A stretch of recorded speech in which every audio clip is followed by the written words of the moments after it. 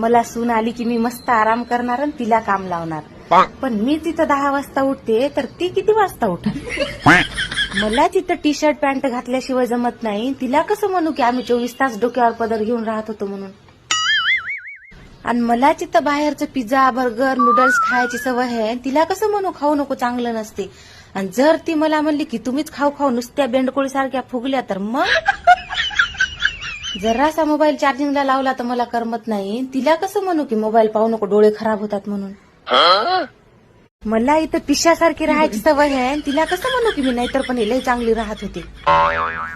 मी माझ्या सासूला मम्मी म्हणते तर ती मला काय म्हणल?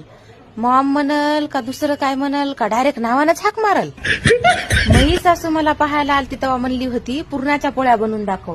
मी तिला पाहायला गेल्यावर काय म्हणू रील बनवून दाखव?